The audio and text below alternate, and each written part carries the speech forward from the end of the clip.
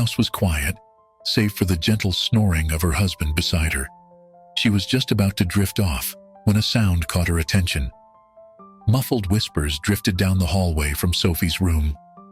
Megan's eyes snapped open, suddenly alert. She held her breath, straining to hear. The whispers continued, too faint to make out words, but unmistakably there. A chill ran down her spine as a thought occurred to her. Was Tyler in Sophie's room? She sat up slowly, careful not to wake her husband. The digital clock on the nightstand read 11:42 p.m., far too late for either child to be awake. Megan's heart raced as she considered the possibilities. Was Tyler doing something inappropriate? She immediately felt guilty for the thought, but she couldn't shake it. The whispers continued, punctuated by what sounded like a soft giggle from Sophie. Megan's mind raced with worst-case scenarios. She knew she should get up and check, but fear kept her rooted to the spot. What if she was overreacting? What if she was right? Morning came, and Megan felt like she hadn't slept at all. As she poured herself a much-needed cup of coffee, her phone buzzed. It was a message from her friend Lisa, asking if she wanted to meet for lunch. Megan hesitated for a moment before agreeing. She needed to talk to someone about what had happened last night. The cafe was busy when Megan arrived. Lisa waved her over to a corner table, her smile fading as she took in Megan's tired appearance. "Rough night?" Lisa asked as Megan slid into the seat across from her. Megan nodded, unsure where to begin. She took a sip of water, gathering her thoughts. "Can I ask you something?" Megan finally said. "Have you heard anything about Tyler? Any rumors or—" Lisa's eyebrows shot up. "Tyler? What do you mean?" Megan lowered her voice. "I don't know. Is he a problem child or anything like that?" Lisa's expression grew serious. "Well, I've heard some things. You know how people talk. There were rumors after Sarah died that he was acting out, getting into trouble at school. But that was years ago. Why do you ask?" Megan's stomach churned. She briefly explained what she'd heard the night before, careful to keep her voice down. Lisa leaned in, her eyes wide. "Megan, you need to be careful. If there's even a chance that something's going on, you have to protect Sophie." Megan nodded, feeling sick.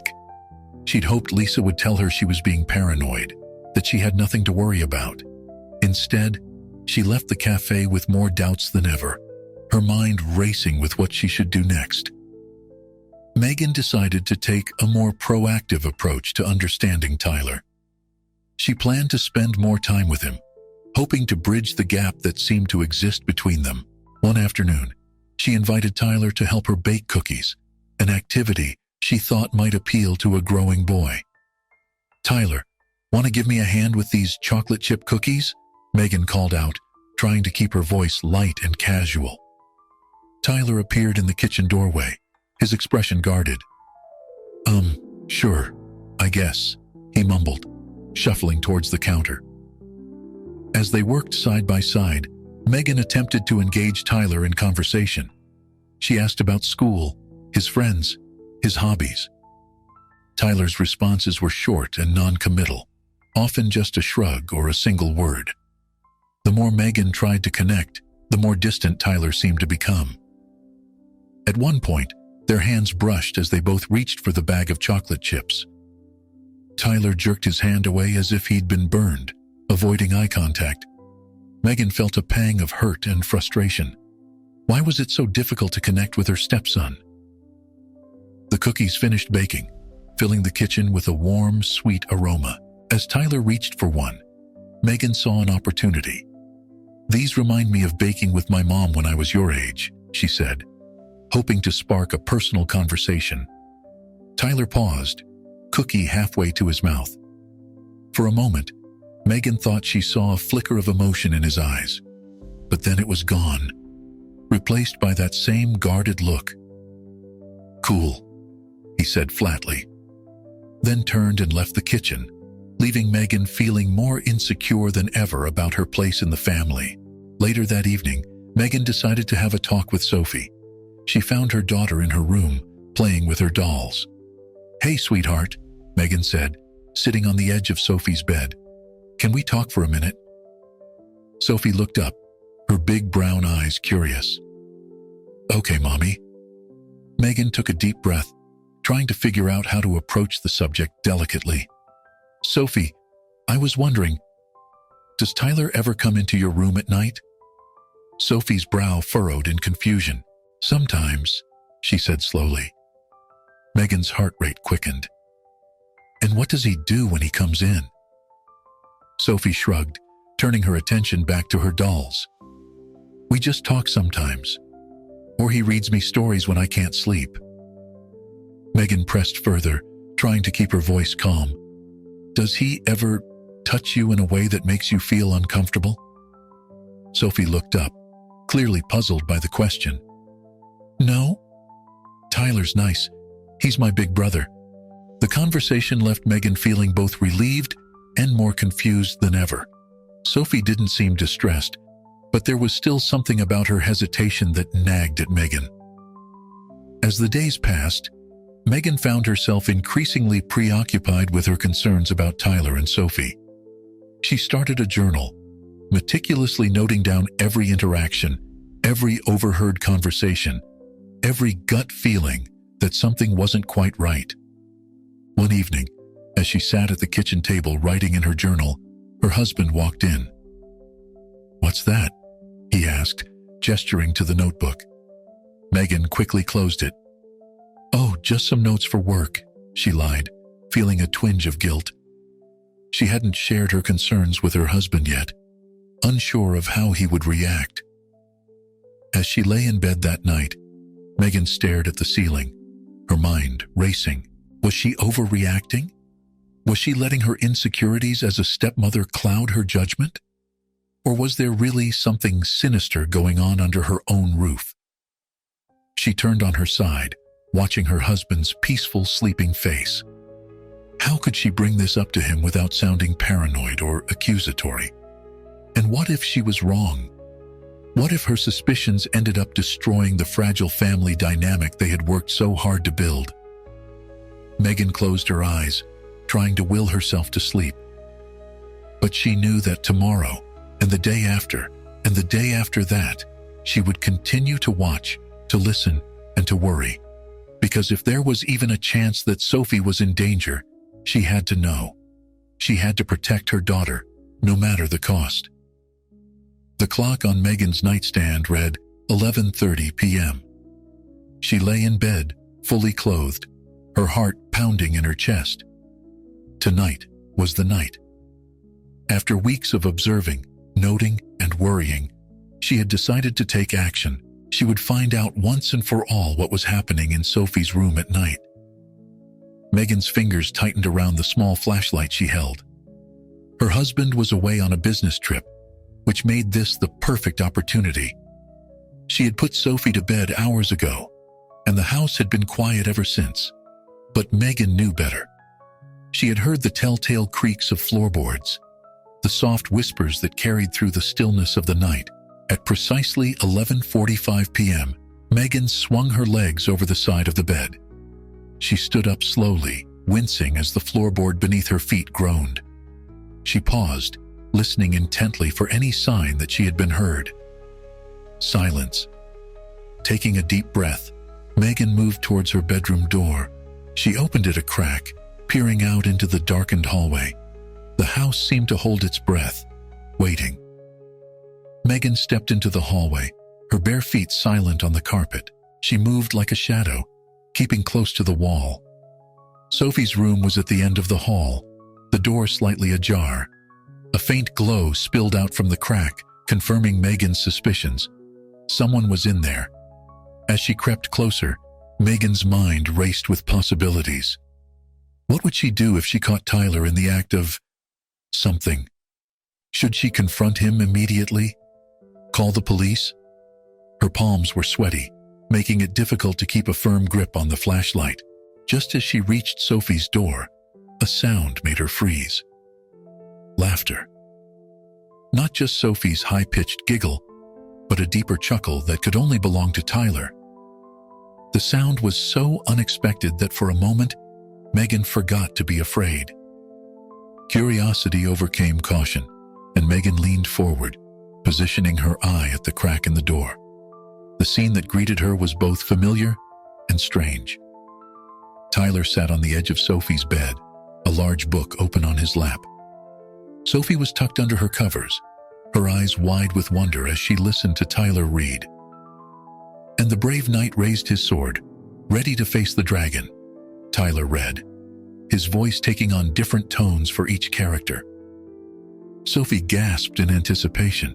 Megan stood frozen, unable to reconcile this scene with the dark scenarios she had imagined.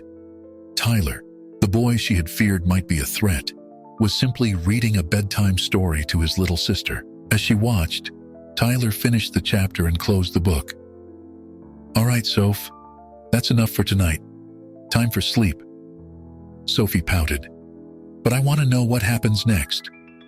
Tyler chuckled, ruffling her hair affectionately. "Tomorrow night, I promise. Mom and Dad don't know I've been reading to you, remember? It's our secret." Sophie nodded solemnly, then yawned. "Okay, good night, Tyler. I love you." "Love you too, Squirt," Tyler replied, tucking the blankets around her. Megan quickly stepped back from the door as Tyler turned to leave. She pressed herself against the wall, her heart racing for an entirely different reason now. She watched as Tyler quietly exited Sophie's room, gently closing the door behind him. He padded down the hallway, completely unaware of Megan's presence, and disappeared into his own room. For several long moments, Megan stood in the dark hallway, processing what she had witnessed. Relief washed over her, followed quickly by a wave of shame.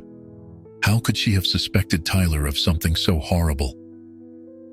The boy she had seen in that room wasn't a threat. He was a caring older brother, creating magical moments for his little sister. As the adrenaline of her spy mission faded, exhaustion set in.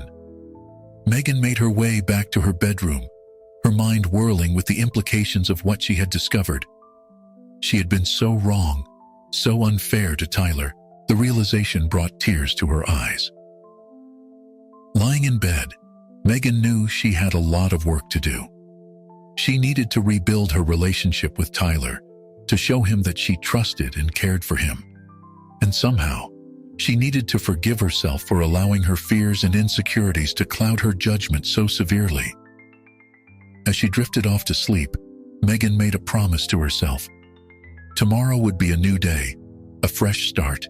She would approach Tyler with an open heart and mind, ready to truly become the family they were meant to be. The next morning, Megan woke early, her mind still processing the events of the previous night. She moved quietly through the house, not wanting to wake Tyler or Sophie just yet. As she prepared breakfast, she rehearsed what she might say to Tyler, how she could begin to bridge the gap between them. The smell of pancakes and bacon soon filled the air, and Megan heard the telltale sounds of stirring upstairs. Sophie was the first to appear, her hair a wild tangle around her sleepy face. "Good morning, sweetie," Megan said, planting a kiss on her daughter's forehead. "Did you sleep well?" Sophie nodded, climbing onto a stool at the kitchen counter. "I had nice dreams about knights and dragons," she said with a smile. Megan's heart clenched, knowing now where those dreams had come from. She was about to respond when Tyler shuffled into the kitchen, looking wary as always. "Morning," he mumbled, avoiding eye contact as he reached for a glass of orange juice. Megan took a deep breath. "Tyler," she began, her voice soft, "I want to thank you." Tyler's head snapped up, confusion evident on his face. "For what?" Megan smiled, trying to put him at ease. "For being such a wonderful big brother to Sophie. I know you've been reading to her at night." Tyler's eyes widened in alarm. I didn't mean to go behind your back. Sophie was having nightmares and I thought..." "It's okay," Megan interrupted gently. "What you're doing is incredibly kind. I'm sorry I didn't see it sooner." The tension in Tyler's shoulders eased slightly, but he still looked uncertain. "You're not mad?" Megan shook her head. "Not at all. In fact, I was hoping maybe tonight we could all read together, if that's okay with you two." Sophie clapped her hands in excitement. "Yes. Can we, Tyler? Please?" Tyler looked between Megan and Sophie, a small smile tugging at the corners of his mouth. "Yeah, I guess that would be okay." As they sat down to breakfast together, Megan felt a warmth spreading through her chest. This was what family should feel like. That evening after dinner, Megan, Tyler, and Sophie gathered in Sophie's room. Tyler held the book of fairy tales, looking slightly uncomfortable, but no longer guarded. "Why don't you start, Tyler?" Megan suggested, settling herself on the floor next to Sophie's bed. Tyler nodded and began to read.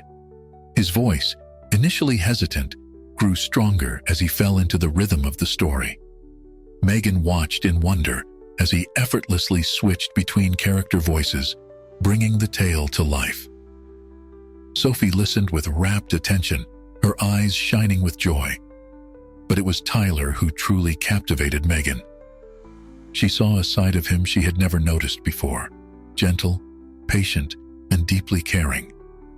As Tyler finished the chapter, Sophie yawned widely. "One more?" she pleaded sleepily.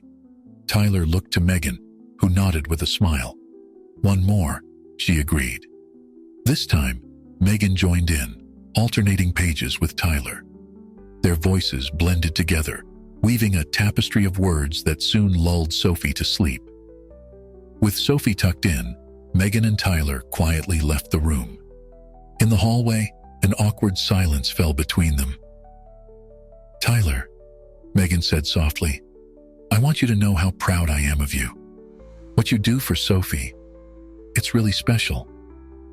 Tyler ducked his head, but not before Megan caught the hint of a pleased smile. "Thanks," he mumbled. "She's a good kid." Megan reached out, hesitated, then gently squeezed Tyler's shoulder. "So are you, Tyler. So are you." As Tyler headed to his room, Megan felt a profound sense of peace settle over her. The fears and doubts that had plagued her for so long began to dissipate. She realized that what she had interpreted as distance and secrecy was actually Tyler's way of caring for his sister, of creating a special bond with her. Megan knew they still had a long way to go. Trust and understanding would take time to build. But for the first time since becoming Tyler's stepmother, she felt genuine hope. They weren't just a collection of individuals living under one roof. They were becoming a real family. As she got ready for bed that night, Megan made a silent promise to herself and to Tyler. She would work every day to be worthy of his trust, to be the kind of stepmother he deserved. And maybe, just maybe, they could create their own special bond, one bedtime story at a time. The next morning, Megan woke up with a renewed sense of purpose. She was determined to build on the progress she had made with Tyler the night before. As she prepared breakfast, she heard Tyler's familiar footsteps coming down the stairs. "Good morning, Tyler," Megan said, trying to keep her tone casual. "I was thinking of making pancakes. Do you have any preferences?" Tyler paused in the doorway, clearly surprised by the direct question. Chocolate chip, I guess," he replied hesitantly. Megan nodded, smiling. "Chocolate chip it is. Want to help?" For a moment, Tyler looked like he might refuse, but then he shrugged and moved towards the counter.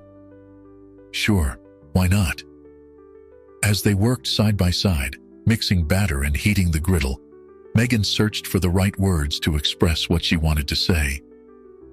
"Tyler," she began, keeping her eyes on the pancake she was flipping, "I want you to know that I think you're doing a great job as Sophie's big brother. The way you read to her, how patient you are. It's really impressive." Tyler's movement slowed as he listened, his expression unreadable. "Thanks," he said quietly. Emboldened by his response, Megan continued, "I know it hasn't been easy with all the changes in your life, and I know I'm not your mom, but I want you to know that I care about you, Tyler. I want us to be able to talk and trust each other." Tyler remained silent for a long moment, methodically pouring batter onto the griddle. Just as Megan thought he wasn't going to respond, he spoke. "It's hard sometimes," he admitted, his voice barely above a whisper. "I feel like I have to be the good kid all the time. Like if I mess up, you'll—" He trailed off, unable to finish the thought. Megan's heart ached at his words. "Tyler, look at me," she said gently. When he met her eyes, she continued, "You don't have to be perfect. We all make mistakes. What matters is that we try our best and that we're honest with each other. Okay?" Tyler nodded, a hint of relief crossing his face. "Okay," he agreed. As they finished making breakfast, the conversation flowed more easily. Tyler even cracked a joke about burning the pancakes, which made Megan laugh out loud. It felt like a breakthrough, a small but significant step towards understanding each other. Later that day, as Sophie napped and Tyler worked on homework in his room, Megan found herself reflecting on their conversation. She realized that her own insecurities had played a significant role in the distance between them. She had been so afraid of not measuring up, of not being a good enough stepmother, that she had projected those fears onto Tyler. With a deep breath, Megan knocked on Tyler's door. When he called for her to come in, she entered and sat on the edge of his bed. "Tyler, I owe you an apology," she said, her voice steady despite her nervousness. "I've been so worried about doing everything right that I think I've been putting too much pressure on both of us. I want you to know that it's okay to just be yourself around me. You don't have to walk on eggshells or try to be perfect." Tyler looked up from his textbook, surprise evident on his face. "Really?" he asked, a note of skepticism in his voice. Megan nodded. "Really, and I promised to do the same. I'm new at this whole stepmom thing, and I'm going to make mistakes, but I want us to be able to talk about it when that happens. Can we agree to be honest with each other, even when it's hard?" For a long moment, Tyler was quiet, considering her words. Then, slowly, he nodded. "Yeah, I think we can do that," he said, a small smile tugging at the corners of his mouth. As Megan left Tyler's room, she felt a weight lift from her shoulders. They had taken the first steps towards building a real relationship, one based on honesty and mutual understanding. It wouldn't be easy, and there would undoubtedly be challenges ahead. But for the first time, Megan felt truly hopeful about their future as a family. Over the next few weeks, Megan made a conscious effort to be more involved in Tyler and Sophie's lives. She attended Tyler's soccer games, cheering from the sidelines and offering words of encouragement, win or lose. She helped Sophie with her art projects, marveling at her daughter's creativity and imagination. Slowly but surely, a new dynamic began to emerge in their household. One evening, as they sat around the dinner table, Megan had an idea. "How about we start a new family tradition?" she suggested, looking from Tyler to Sophie. "Every night after dinner, we could take turns sharing a story or something interesting that happened during our day." Sophie's eyes lit up. "Ooh, can I go first?" she asked excitedly. Tyler looked skeptical, but didn't object. "I guess that could be cool," he said with a shrug. And so began their nightly storytelling ritual. At first, the stories were simple: Sophie's tales of playground adventures, Tyler's recounts of school projects, Megan's anecdotes from work. But as the days passed, something unexpected began to happen. The stories became deeper, more personal. One night, Tyler shared his memory of the day his mother died. His voice was quiet, but steady. "I remember sitting in the hospital waiting room, thinking that if I just wished hard enough, she'd be okay," he said. Megan and Sophie listened in respectful silence, and when Tyler finished, Megan reached out and squeezed his hand gently. Another evening, Sophie surprised them all by talking about her fears of starting first grade. "What if the other kids don't like me?" she asked, her lower lip trembling slightly. Tyler, in a moment that made Megan's heart swell, told Sophie about his own first-day jitters and how he overcame them. Megan, too, found herself opening up in ways she hadn't expected. She shared stories of her own childhood, her dreams and disappointments, her journey to becoming a stepmother. With each passing day, the bonds between them grew stronger.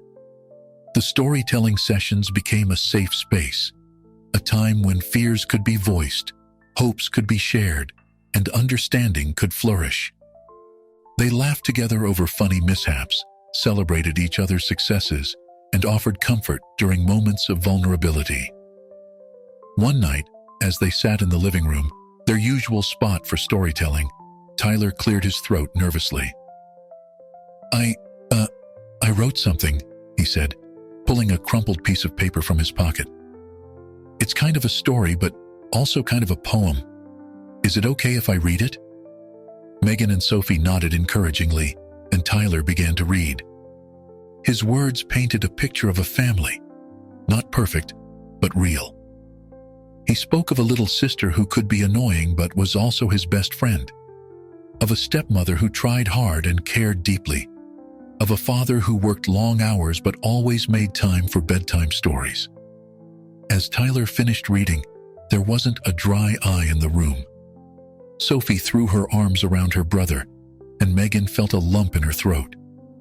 "That was beautiful, Tyler," she said softly. "Thank you for sharing it with us."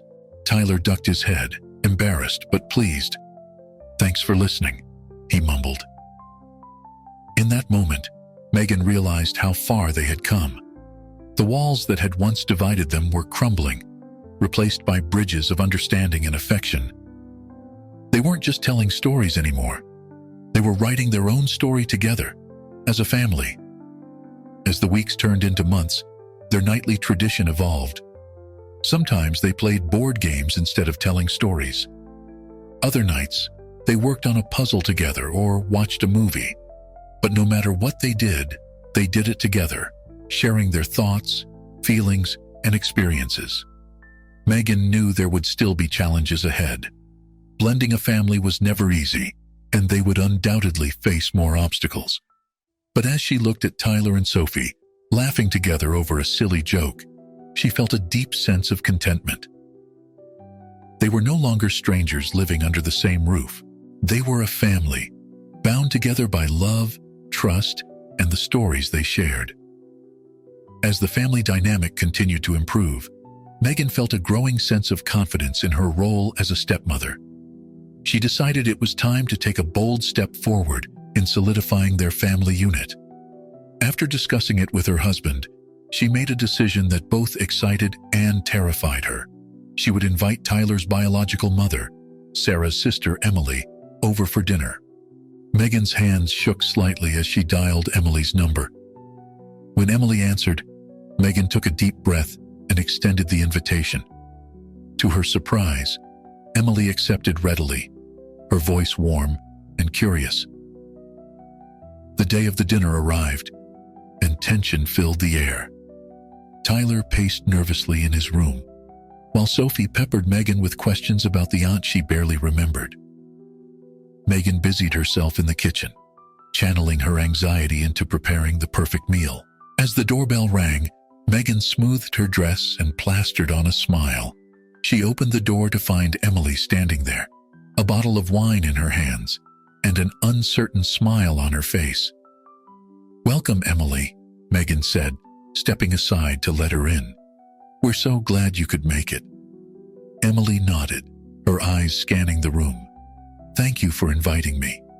It's been too long since I've seen Tyler and Sophie."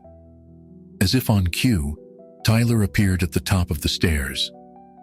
His eyes lit up at the sight of his aunt, and he rushed down to embrace her. Megan watched, a mixture of emotions swirling in her chest. She was happy to see Tyler's joy, but she couldn't help feeling a twinge of jealousy at the easy affection between them. The dinner started pleasantly enough, with polite conversation and compliments on the food. But as the evening wore on, old tensions began to surface. Emily, perhaps emboldened by the wine, started reminiscing about Sarah. "Remember that time we all went camping, Tyler?" Emily said, her eyes misting over. "Your mom was always up for an adventure. She'd have you climbing trees and exploring caves before I could even set up the tent." Tyler nodded, a sad smile on his face. "Yeah, I remember. Mom was the best at stuff like that." Megan felt a knot forming in her stomach. She knew she could never replace Sarah, but hearing about all the wonderful experiences Tyler had with his biological mother made her feel inadequate. Emily continued, her voice taking on a slightly critical tone.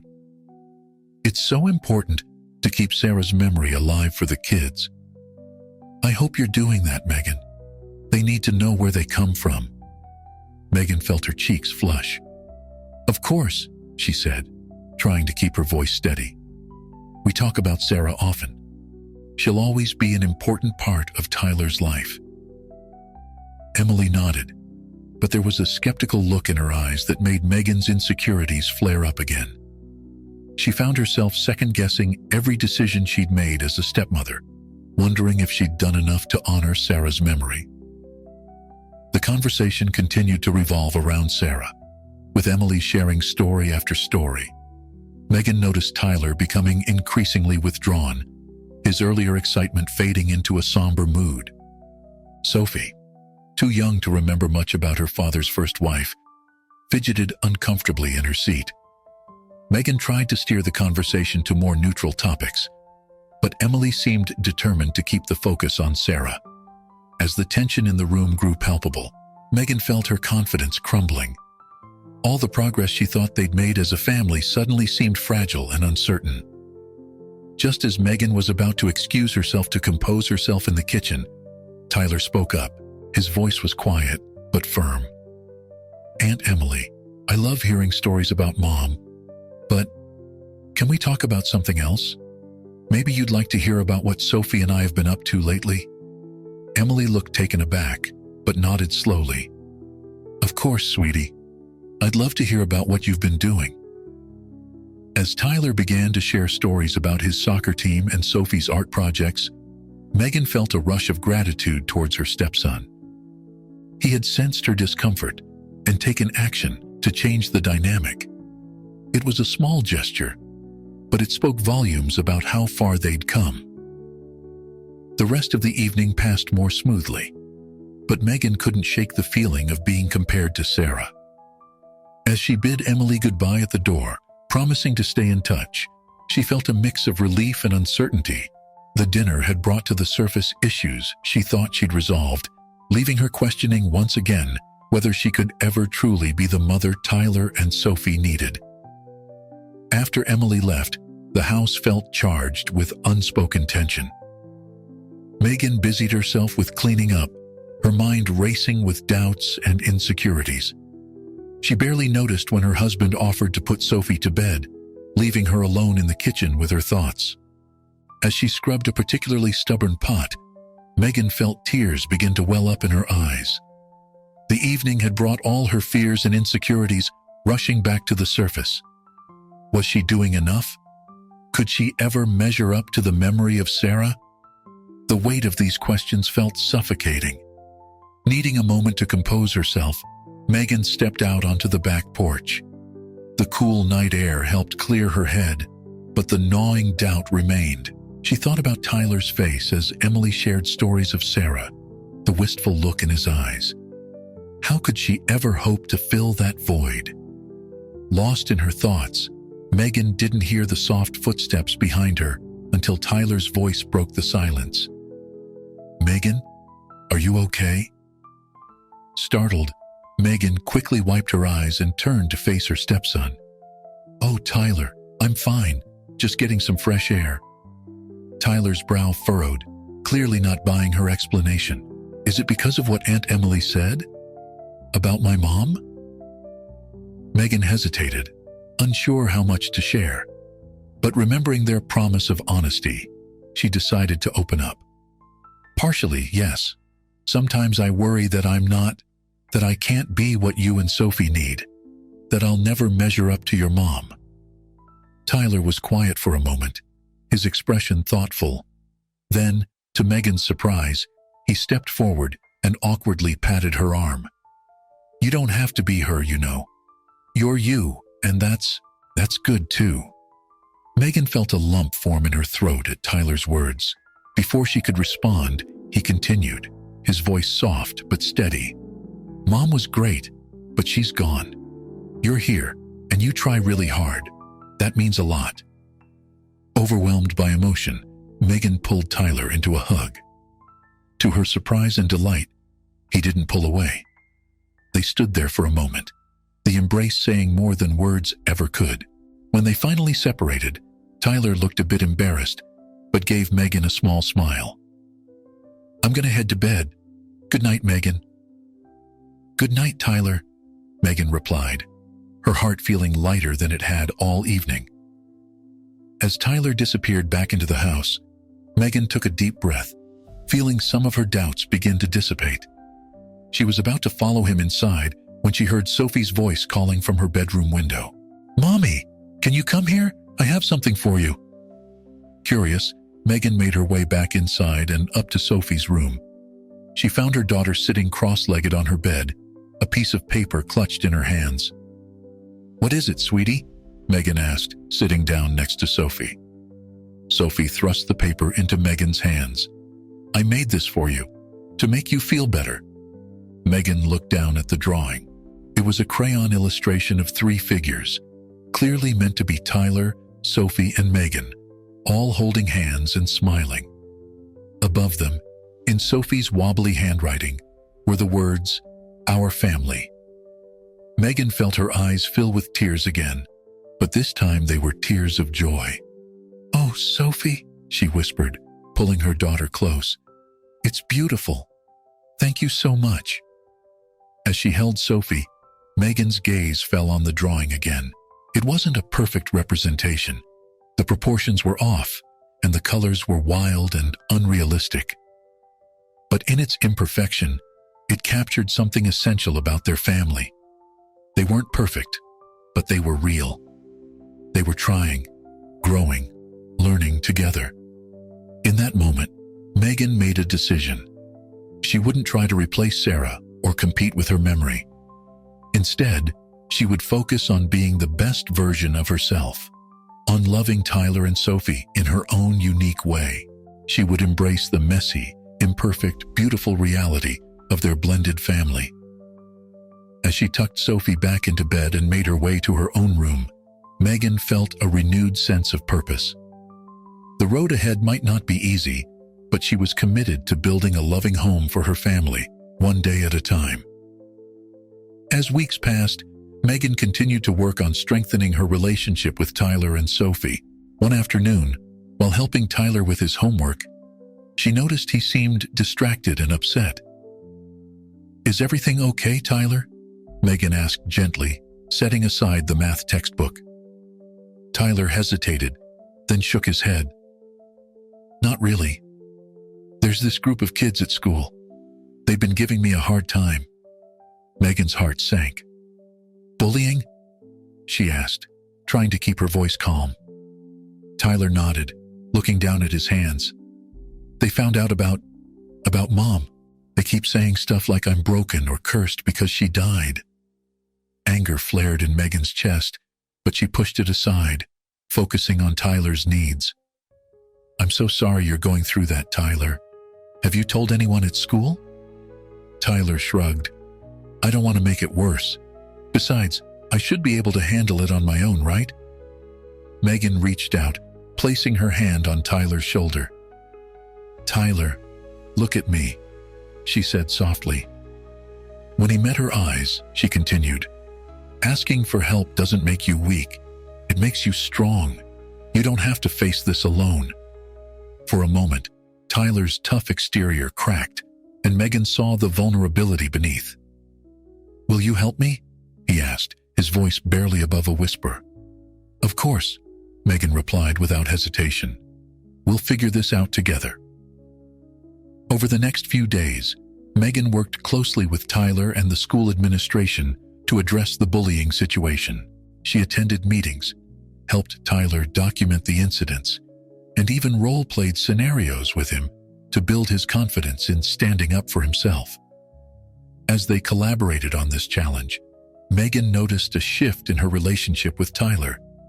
He began to open up more, not just about the bullying, but about his life in general.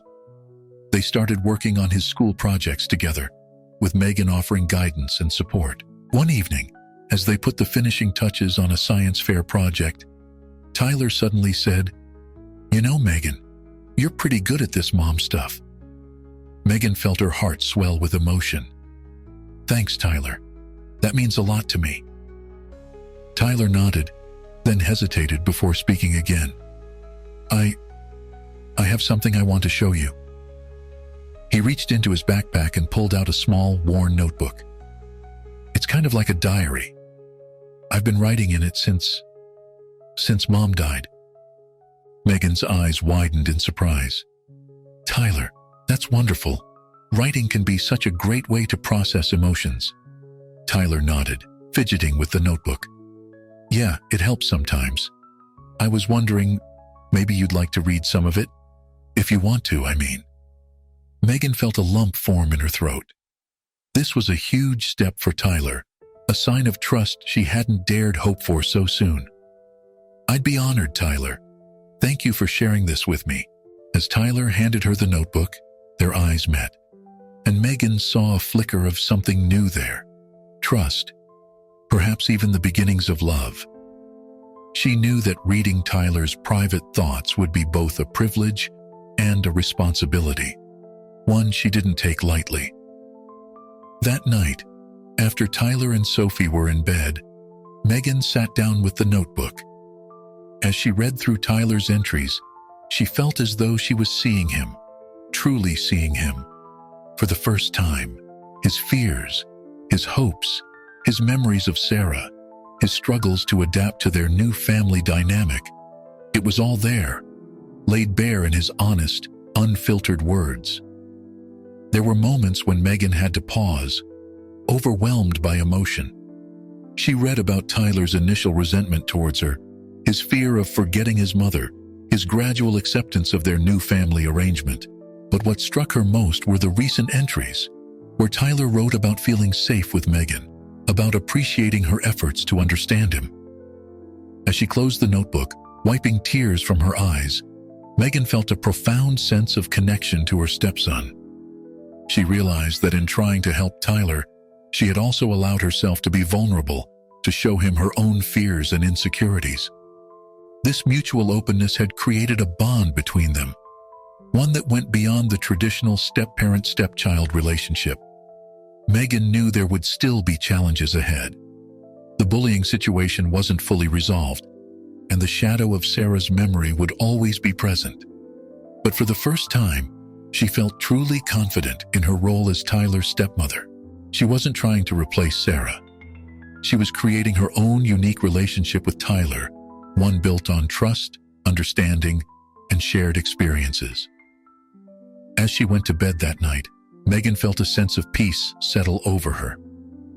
They were making progress, one day at a time, writing their own story as a family. And while it might not be perfect, it was real, and it was theirs.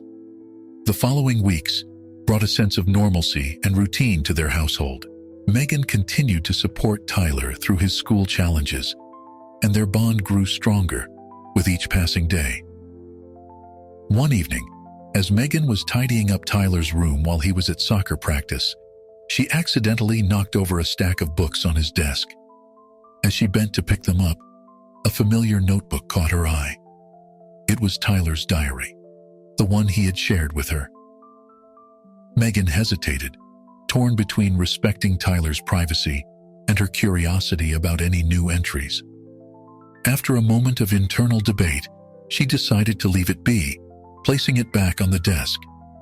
But as she set it down, a loose page slipped out.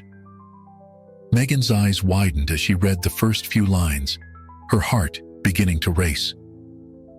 The entry was dated just a few days ago. I don't know how to feel anymore. Sophie is my sister, but sometimes when I look at her, I feel something different. It's confusing and scary. I know it's wrong, but I can't stop thinking about her. I wish Mom was here to talk to. Megan wouldn't understand. Megan felt as if the floor had dropped out from beneath her. Her mind raced, trying to make sense of what she had just read. Tyler having romantic feelings for Sophie? It seemed impossible, yet the words were there in black and white. She sat heavily on Tyler's bed, the room spinning around her. All the progress they had made, the trust they had built. Was it all based on a terrible secret? Megan's thoughts whirled with possibilities and implications. Had she misinterpreted Tyler's behavior all this time? Was Sophie in danger? As the shock began to wear off, Megan forced herself to take a deep breath. She needed to approach this rationally.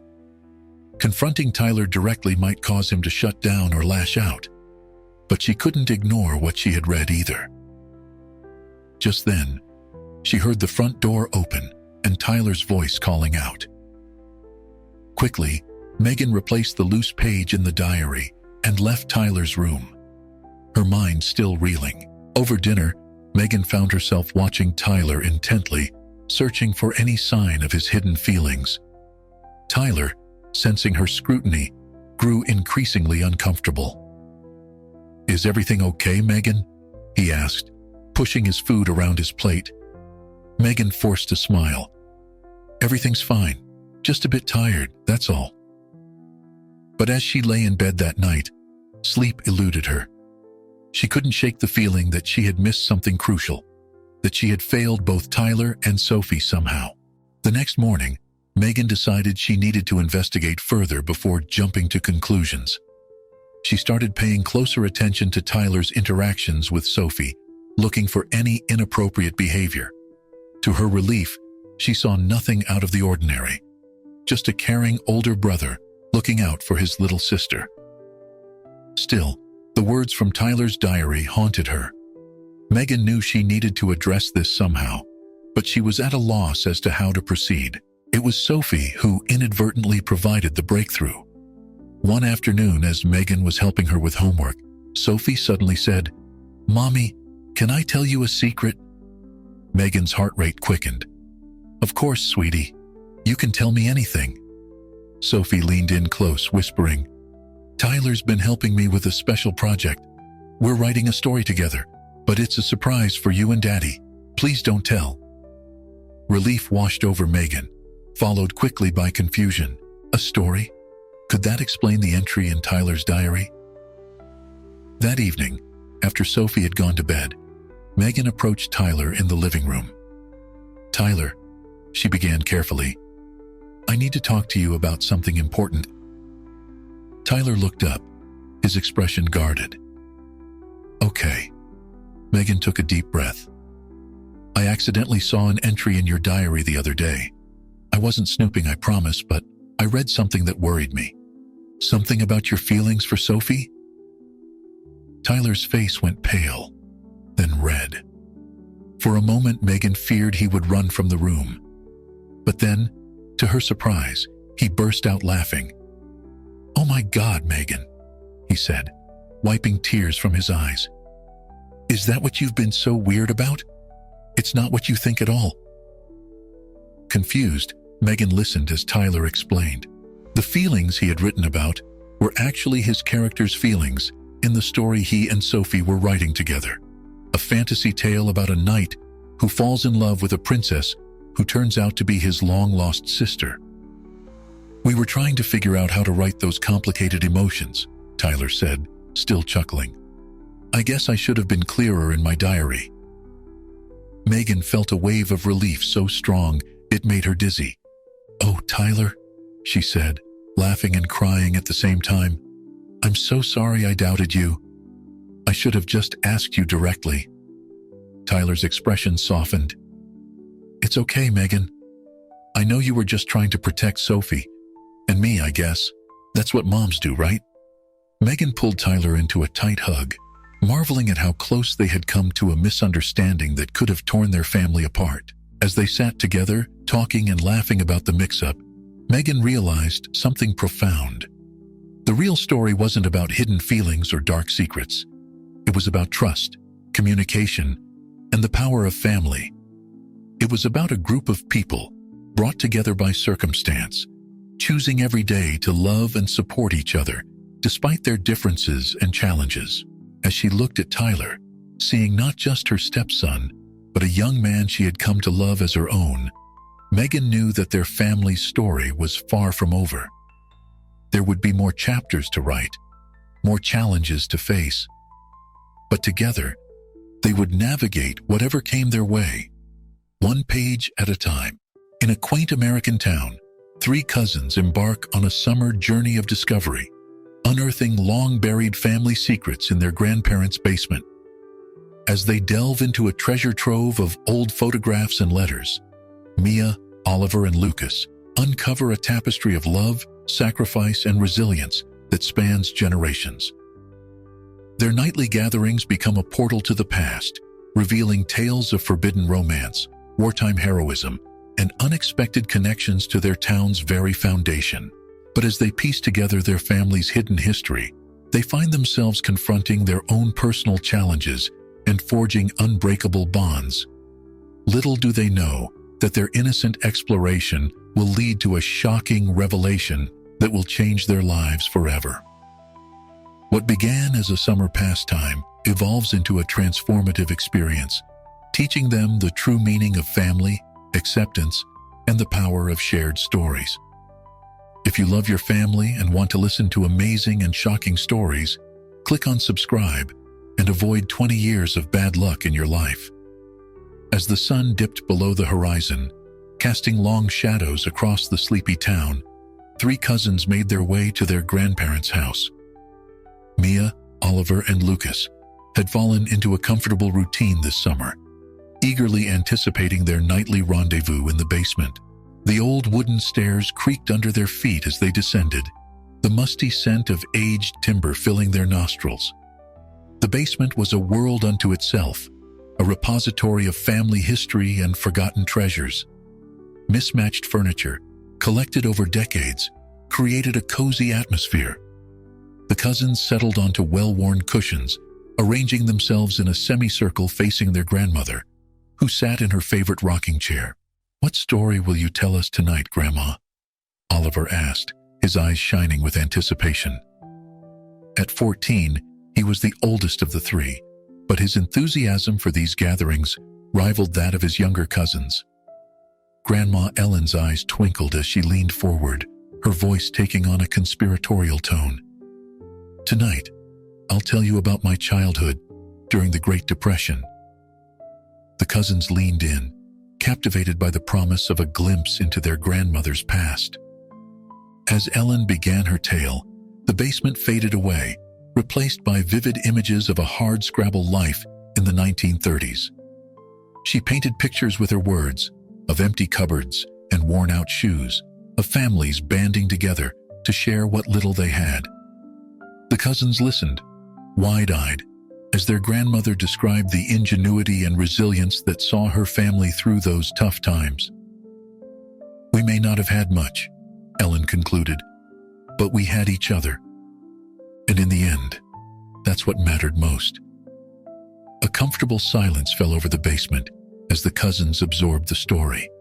It was Lucas who broke the spell, his curiosity piqued.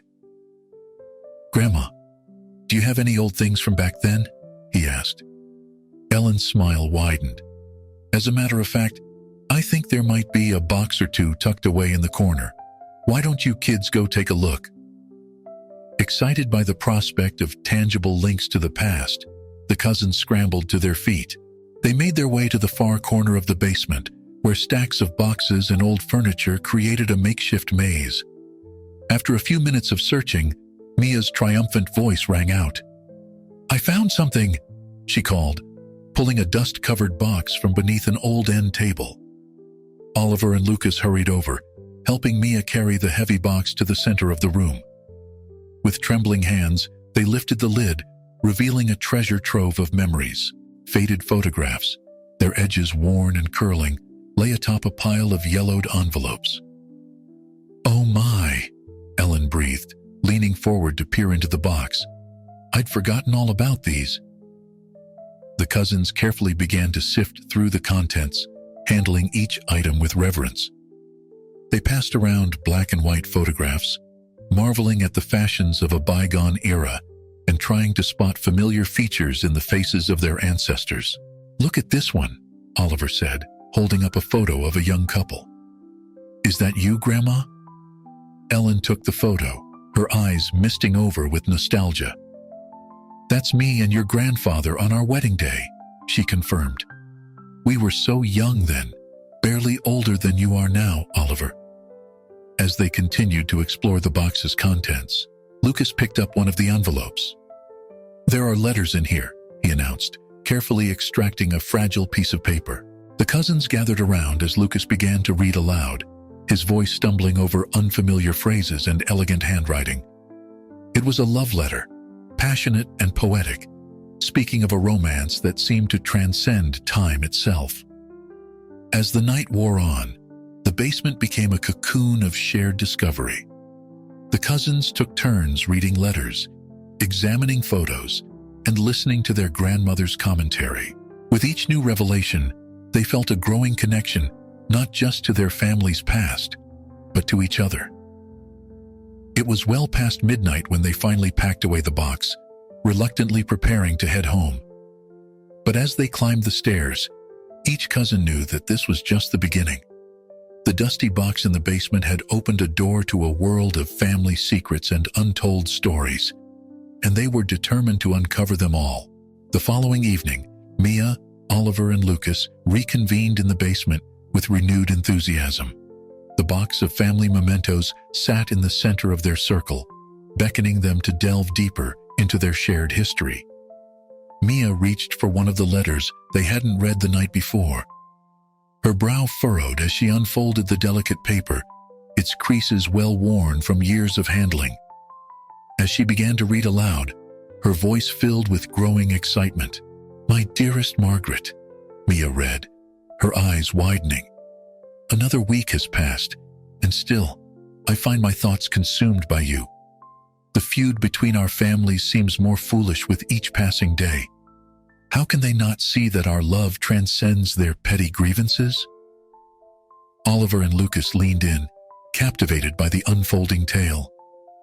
"Margaret," Lucas whispered, "isn't that great-grandma's name?" Mia nodded, her fingers tracing the elegant script. "This letter, it's talking about a family feud and a forbidden love. I had no idea our family had such drama." As the cousins pored over more letters, a story began to take shape. Their great-grandmother Margaret had fallen in love with a young man from a rival family. Their romance had blossomed in secret, conducted through clandestine meetings and passionate letters. "I can't believe they kept this a secret all these years," Oliver mused, shuffling through the stack of photographs. "Do you think Grandma knows about this?" Before anyone could respond, they heard footsteps on the stairs. Their grandmother appeared, a knowing smile on her face. "I see you've discovered Margaret's little romance," she said, settling into her rocking chair. The cousins bombarded her with questions, eager to know more about this hidden chapter of their family history. Ellen held up her hands, chuckling at their enthusiasm. "It's true," she confirmed. "Your great-grandmother Margaret fell in love with a boy from the Johnson family. Back then, our families were locked in a bitter dispute over land boundaries. It was quite the scandal when they were finally caught together." As Ellen recounted the tale of star-crossed lovers and family reconciliation, Lucas found himself deeply affected by the story.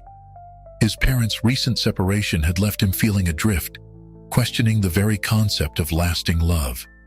But here, in these yellowed letters and his grandmother's words, he found a glimmer of hope. "So they stayed together?" Lucas asked, his voice small. "Even with everyone against them?" Ellen's eyes softened as she regarded her grandson. "They did, sweetheart. It wasn't easy, but they fought for their love. Sometimes, that's what it takes. The courage to stand up for what you believe in, even when it seems the whole world is against you." Lucas nodded, a weight lifting from his shoulders. If his great-grandparents could overcome such obstacles, maybe there was hope for his own family yet. As the night wore on, the cousins continued to uncover more details about their family's past. They laughed over funny anecdotes, marveled at old family recipes tucked between the pages of letters, and pieced together a family tree that stretched back further than they'd ever imagined. Their animated voices and occasional bursts of laughter didn't go unnoticed. Upstairs, their parents exchanged worried glances. "They've been down there every night this week," Mia's mother said, frowning. "Don't you think we should check on them?" The other adults nodded in agreement, and together they made their way to the basement door. As they descended the stairs, they braced themselves for the worst. Perhaps the kids had stumbled upon some inappropriate content or were up to no good. What they found instead stopped them in their tracks. The three cousins were huddled together, surrounded by old photos and letters, their faces alight with genuine interest and joy as they listened to their grandmother recount tales of their ancestors. "And that's how your great-great-grandfather ended up owning half the apple orchards in the county," Ellen was saying as the parents reached the bottom of the stairs. The children looked up, startled by the sudden appearance of their parents. But instead of guilt or defiance, their faces showed only excitement. "Mom, Dad," Mia exclaimed, "did you know that Great-Grandpa Joe once wrestled a bear?" The parents exchanged bemused glances, caught off guard by the children's enthusiasm for family history. As they settled in to join the impromptu storytelling session, they realized that what they had feared might be a problem was actually bringing the family closer together.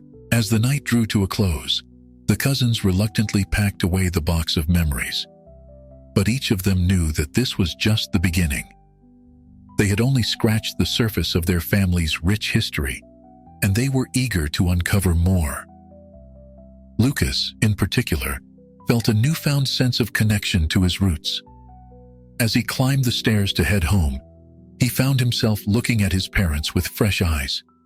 Maybe, just maybe, their story wasn't over yet. After all, if his ancestors could overcome feuds and societal pressure, perhaps his own family could navigate their current struggles. With renewed hope and a head full of family lore, Lucas bid goodnight to his cousins. As he drifted off to sleep that night, he dreamed of secret romances, daring adventures, and the unbreakable bonds of family that stretched across generations. The sky opened up one afternoon, rain drumming against the windows of the old house.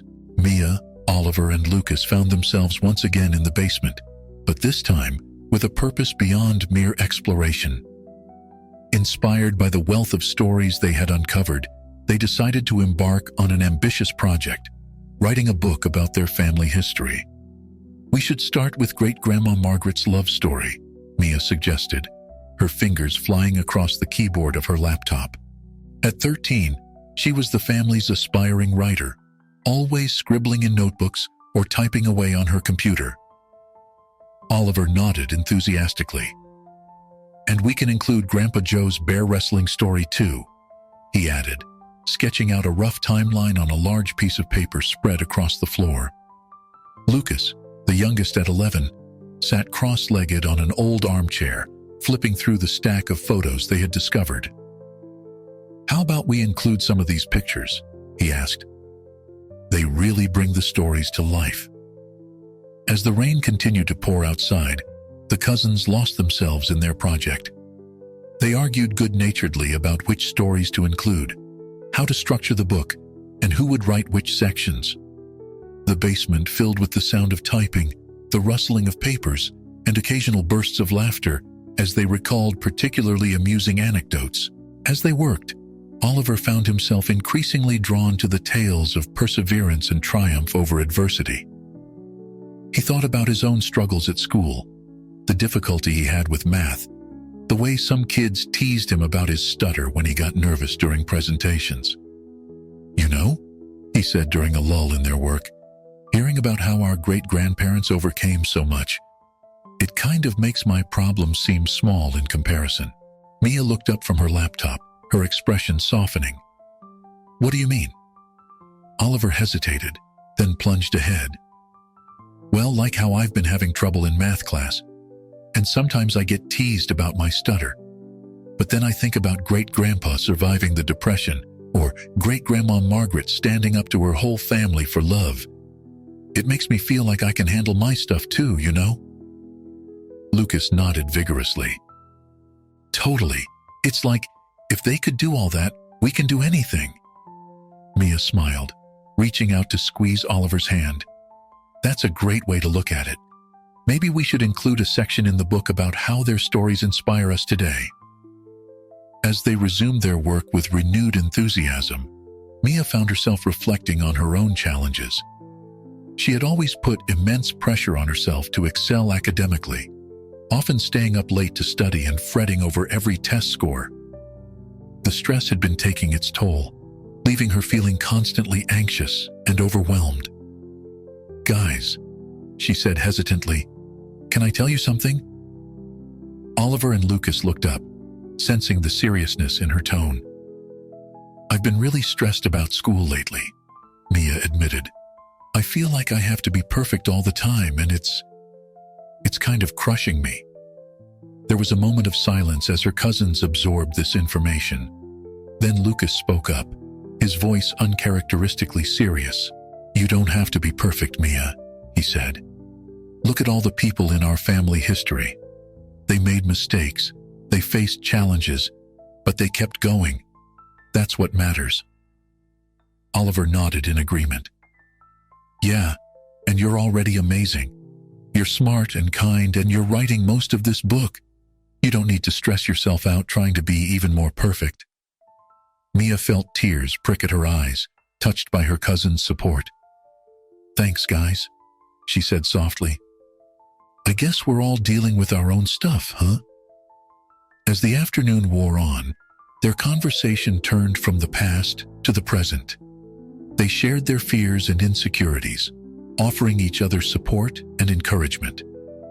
By the time the rain began to let up, they had not only made significant progress on their book, but had also forged a deeper bond with each other. "Hey," Oliver said as they were packing up for the day, "what if we make a pact to always support each other no matter what, like our ancestors did?" Mia and Lucas agreed enthusiastically.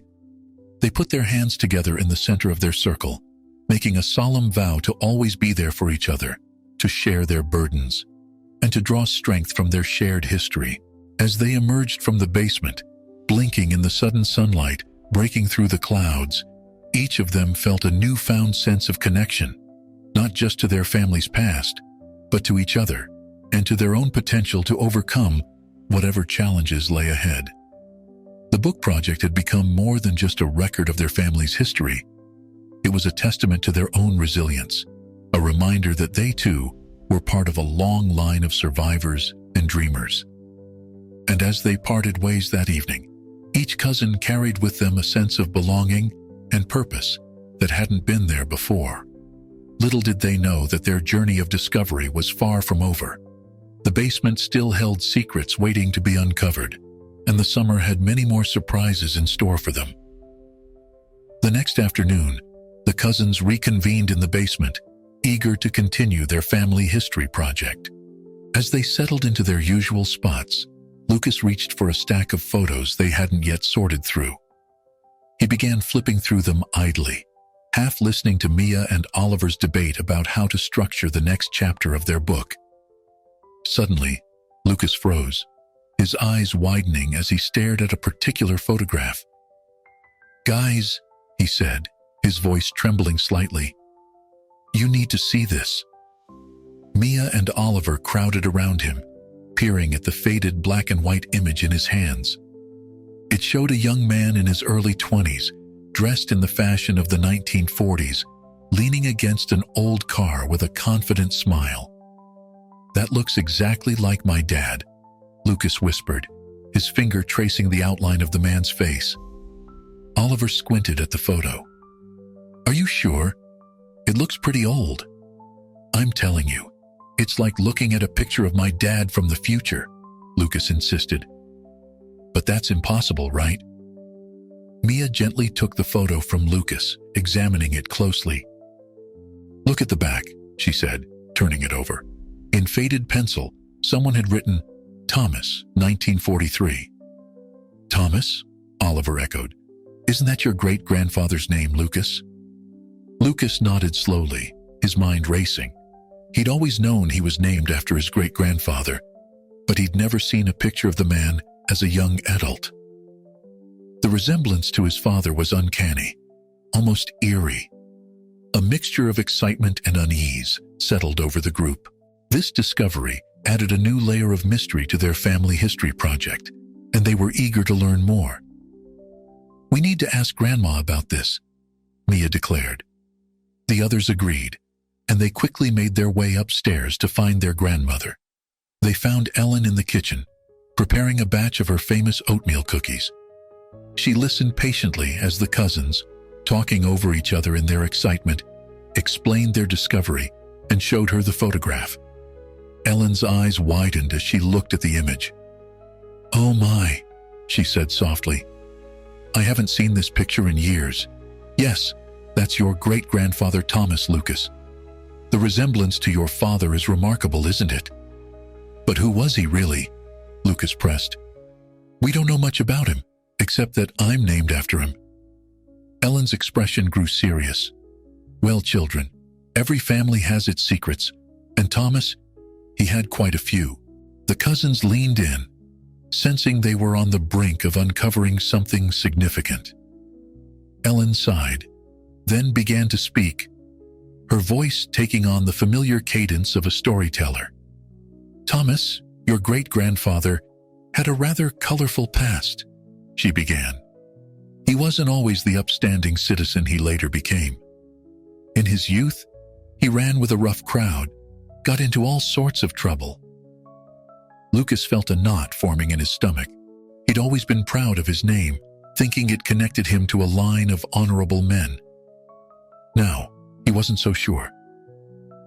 Ellen continued, but that all changed when he met your great-grandmother, Sarah. She saw the good in him, believed in him when no one else did. For her, he turned his life around completely. The kitchen fell silent as the cousins absorbed this information. It was Mia who finally spoke up. So, he was a bad guy who became good? For love? Ellen smiled gently. Life isn't always black and white, dear. Thomas made mistakes, yes, but he also had the courage to change. That's a kind of strength too, you know. Lucas felt a mix of emotions swirling inside him. Part of him was disappointed to learn about his great-grandfather's troubled past, but another part was oddly relieved. It made Thomas seem more human, more real. What kind of trouble did he get into? Oliver asked, curiosity overtaking his initial shock. Ellen hesitated, clearly weighing how much to reveal. Well, let's just say he had some run-ins with the law. Petty theft mostly. But after he met Sarah, he not only stopped his criminal activities, but also worked to make amends for his past actions. As Ellen shared more details about Thomas's journey from troublemaker to respected member of the community, the cousins found themselves drawn into a tale of redemption and second chances. They learned how Thomas had worked tirelessly to earn the trust of those he'd wronged, how he'd become a pillar of support for other young men looking to turn their lives around. Lucas, in particular, felt a growing sense of connection to his great-grandfather. He thought about his own struggles, the times he'd made mistakes and feared he couldn't make things right. Thomas's story gave him hope that it was never too late to change, to become a better person. As the afternoon wore on, the cousins peppered Ellen with questions, eager to learn every detail about Thomas and his transformation. They scribbled notes furiously, knowing this would form a crucial chapter in their family history book. When they finally returned to the basement, Laden with plates of Ellen's cookies, they looked at their project with fresh eyes. The family tree they'd been constructing seemed more vibrant now, filled not just with names and dates, but with real people who had faced challenges, made mistakes, and ultimately triumphed. "You know," Mia said thoughtfully, munching on a cookie, "I think this is the most important story we've uncovered yet. It's not just about the past. It's about how people can change, how love can transform us." Oliver nodded in agreement. "It makes me look at our whole family differently. I wonder what other secrets we might uncover." Lucas sat quietly, still processing everything he'd learned about his namesake. He felt a new sense of responsibility, a desire to live up to the better part of Thomas's legacy. "I think," he said slowly, "that this is what our book should really be about. Not just the good stuff, but the hard times too. How our family faced challenges and came out stronger." As they settled back into their work, the basement hummed with a new energy. The cousins had stumbled upon a truth that would shape not just their book, but their understanding of family, forgiveness, and the complex tapestry of human nature. And as they wrote, they couldn't help but wonder what other revelations lay hidden in the dusty corners of their family's past. As their summer project progressed, the cousins' enthusiasm for their family history grew exponentially. Mia, always the organizer, had an idea that would take their exploration to the next level. "What if we host a storytelling night?" she suggested one afternoon as they worked in the basement. "We could invite our parents, aunts, uncles, and maybe even some of the neighbors who've known our family for years." Oliver's eyes lit up. "That's brilliant. We could share some of the stories we've uncovered and maybe even learn some new ones." Lucas nodded enthusiastically, already envisioning the event. "We could set up here in the basement. It's got the perfect atmosphere for storytelling." The cousins spent the next week preparing for their big night. They cleaned up the basement, arranging chairs and cushions in a semicircle. Mia strung up fairy lights to create a warm, inviting ambiance. Oliver put together a playlist of soft, instrumental music to play in the background. Lucas, with his artistic flair, created beautiful hand-drawn invitations for each guest. As the evening of the event arrived, the cousins felt a mixture of excitement and nervousness. They had worked hard on their presentation, carefully selecting which stories to share and practicing their delivery.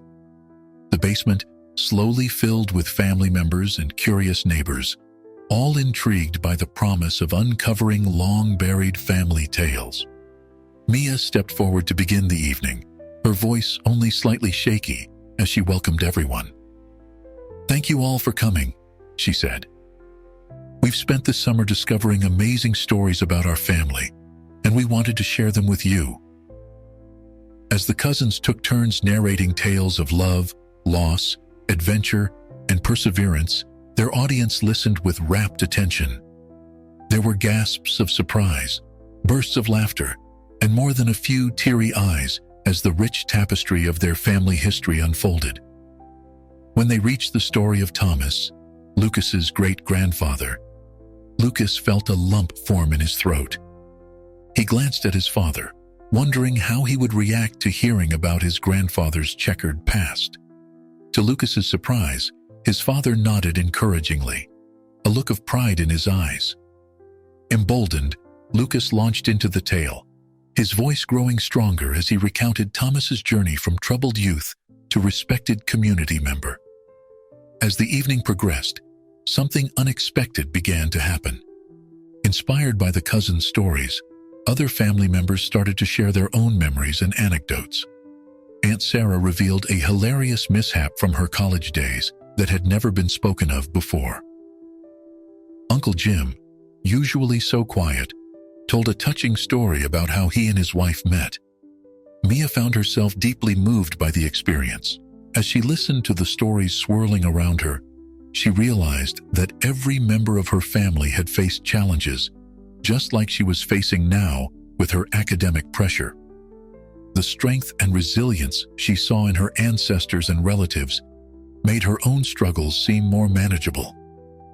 She thought about the intense pressure she put on herself to excel in school, the sleepless nights spent studying, the anxiety that gnawed at her before every test. But now, hearing about her great-grandmother who had pursued an education despite societal obstacles, or her uncle who had bounced back from business failure to build a successful career, Mia felt a shift in her perspective. These people, her people, hadn't achieved greatness by being perfect. They had stumbled, made mistakes, faced setbacks, but they had persevered. Mia realized that it wasn't about being flawless. It was about continuing to move forward, to learn and grow. As the evening drew to a close, Mia stepped forward once more. With a deep breath, she shared something she hadn't planned to. "I want to thank everyone for being here tonight," she began. "Hearing all these stories has made me realize something important. I've been putting so much pressure on myself to be perfect, especially in school. But our family history shows that it's not about being perfect.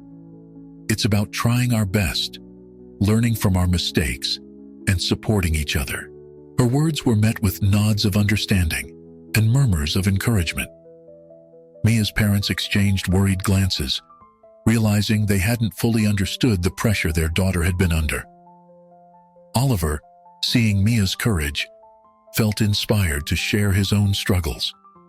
He talked about his difficulties in math and his stutter, and how learning about their ancestors' resilience had given him new confidence. Lucas, too, opened up about his feelings regarding his parents' separation, drawing parallels to the challenges their ancestors had faced in their relationships. As the cousins bared their souls, a palpable sense of connection filled the room. Family members and neighbors alike shared words of support and their own experiences, creating a warm atmosphere of understanding and acceptance. The storytelling night had become more than just a recounting of family history. It had turned into a powerful bonding experience, bridging generations and fostering a sense of belonging and mutual support. As the guests began to leave, offering heartfelt thanks and hugs, the cousins felt a mix of exhaustion and exhilaration. They had taken a risk in sharing not just their family's past, but their own present struggles, and the response had been overwhelmingly positive. Mia, Oliver, and Lucas lingered in the basement after everyone had gone, basking in the afterglow of the successful event. They realized that their summer project had evolved into something far more significant than they had initially imagined. It wasn't just about uncovering old stories. It was about understanding themselves and their place within the larger narrative of their family. As they tidied up the basement, putting away chairs and turning off the fairy lights, they felt a renewed sense of purpose.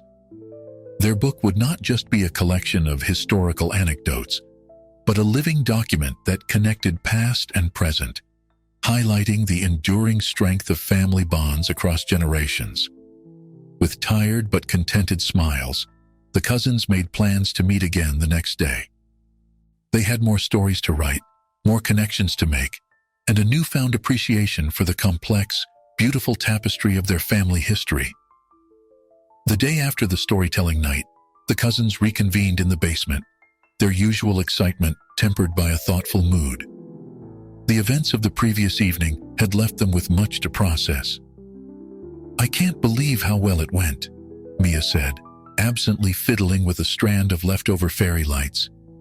"I was so nervous about sharing my struggles, but everyone was so supportive." Oliver nodded, a small smile playing on his lips. "Yeah, it felt good to talk about my stutter and math troubles. I didn't realize how much I'd been bottling up." Lucas, however, remained uncharacteristically quiet. He sat on the old armchair, hugging his knees to his chest, a pensive look on his face. Mia and Oliver exchanged concerned glances. "Lucas," Mia ventured gently, "are you okay? You've been awfully quiet." Lucas took a deep breath, his eyes fixed on a point in the distance. "I've been thinking about what I said last night, about Mom and Dad's separation." Oliver moved closer, placing a comforting hand on his younger cousin's shoulder. "What about it?" I don't know, Lucas said, his voice barely above a whisper. It's just hearing all those stories about our ancestors overcoming challenges. It made me wonder if maybe there's still hope for my parents. The basement fell silent as Mia and Oliver absorbed Lucas's words. They knew how deeply the separation had affected their young cousin, but this was the first time he'd openly expressed any hope about the situation. Mia sat down on the arm of Lucas's chair. Have you talked to your parents about how you're feeling? Lucas shook his head. I'm scared, he admitted. What if they tell me there's no chance? What if it just makes things worse? Oliver squeezed Lucas's shoulder. But what if it helps? Remember Great-Grandpa Thomas's story? How he turned his life around when everyone thought it was impossible? Oliver's right, Mia chimed in. And think about all the other stories we've uncovered. Our family has faced so many challenges, but they always found a way through. Lucas looked up at his cousins, his eyes shimmering with unshed tears. You really think I should talk to them? Mia and Oliver nodded in unison. We'll be right here for you, no matter what happens, Mia assured him. Emboldened by his cousin's support, Lucas took out his phone. With trembling fingers, he sent a text to both his parents, asking if they could all talk when he got home. As they waited for a response, the cousins fell into a deep conversation about their own fears and hopes. Oliver opened up about his anxiety over starting high school in the fall, while Mia shared her worries about maintaining her grades without burning out. You know, Oliver said thoughtfully, I think this project has changed us. We're not just learning about our family history, we're learning how to face our own challenges. Mia nodded in agreement. It's like we're carrying the strength of all those who came before us. Their stories are becoming part of our story. Just then, Lucas's phone buzzed. He read the message, a mix of anxiety and hope crossing his face. They both agreed to talk, he said, his voice a mixture of relief and apprehension. Mia and Oliver enveloped Lucas in a group hug, offering words of encouragement and support. As they pulled apart, Lucas looked at his cousins with gratitude. Thank you, he said softly. I don't think I could have done this without you guys. As Lucas prepared to leave, Mia and Oliver promised to be available if he needed to talk later. They watched their younger cousin climb the basement stairs, his shoulders set with a new determination. After Lucas left, Mia and Oliver remained in the basement, the weight of the moment settling over them. They realized that their summer project had become more than just a book about family history.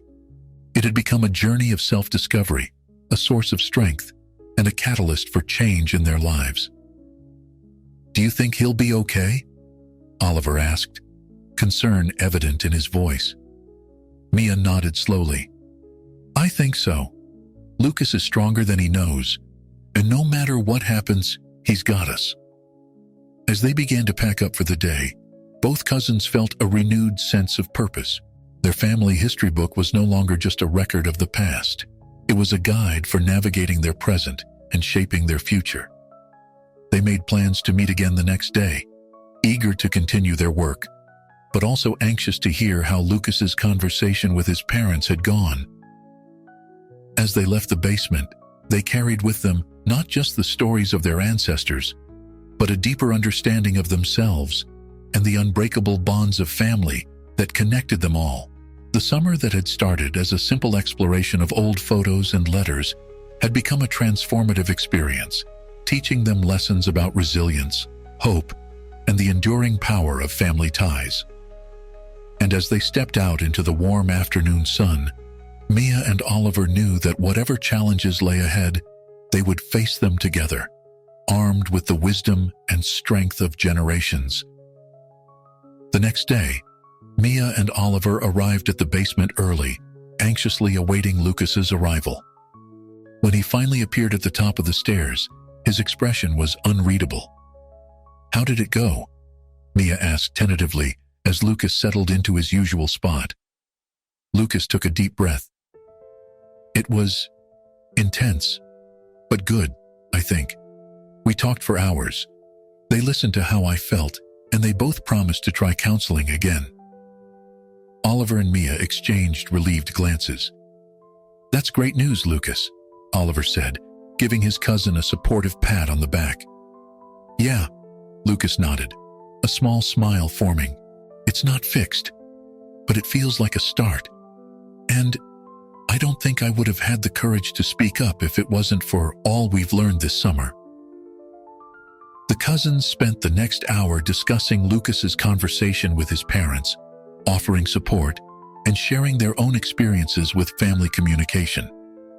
As the conversation wound down, they turned their attention back to their family history project. "So, where were we?" Mia asked, flipping through her notebook. Oliver reached for the box of old documents they had been sorting through. "I think we were about to go through this last batch of letters," he said, pulling out a handful of yellowed envelopes. As they began to sift through the letters, Lucas noticed something odd. "Hey guys, look at this," he said, holding up an envelope. "The handwriting on this one is different from the others." Mia took the envelope, examining it closely. "You're right. And look at the date. It's much more recent than the rest." Intrigued, they carefully opened the envelope. Inside was a single sheet of paper, covered in cramped, hurried writing. As they read, their eyes widened in surprise. "No way!" Oliver breathed. "This can't be real." The letter, dated just 15 years ago, was from their grandfather to their grandmother. In it, he spoke of a great secret that he had kept hidden for decades, one that could change everything if revealed. "What do you think it means?" Lucas asked, his voice barely above a whisper. Mia shook her head, her mind racing. "I don't know, but it sounds big. Should we ask Grandma about it?" The cousins debated for a while, torn between their curiosity and their respect for their grandparents' privacy. Finally, they decided to do a bit more investigating on their own before approaching their grandmother. They returned to the box, searching for any other documents that might shed light on the mysterious secret. After an hour of careful examination, they found a few more cryptic references in other letters, but nothing concrete. "Wait a second," Oliver said suddenly. "Remember that old house we passed on the way to the park last week? The one Grandma said used to belong to our family?" Mia's eyes lit up with recognition. "The abandoned one?" "Yeah. What about it?" "What if—" Oliver hesitated, then plunged ahead. "What if there's something there, related to this secret?" The idea was far-fetched, but the more they discussed it, the more plausible it seemed. They remembered their grandmother's odd reaction when they had asked about the old house, a mix of nostalgia and what now seemed like poorly concealed anxiety. "Should we go check it out?" Lucas asked, a hint of excitement creeping into his voice. Mia bit her lip, considering. "It could be dangerous. That house looked pretty run down." "We'll be careful," Oliver assured her. "And we'll stick together. Come on, Mia. Aren't you curious?" After a bit more deliberation, they agreed to visit the old house the next day. They spent the rest of the afternoon planning their expedition, making sure to pack flashlights, water, and first aid supplies. As they left the basement that evening, each cousin felt a mixture of excitement and apprehension. They were on the brink of uncovering a family secret that had been buried for decades. What would they find in that old, abandoned house? And how would it change their understanding of their family history? That night, as they lay in their beds, their minds raced with possibilities. The summer that had started as a simple exploration of old photos and letters had taken an unexpected turn. They were no longer just chroniclers of their family's past.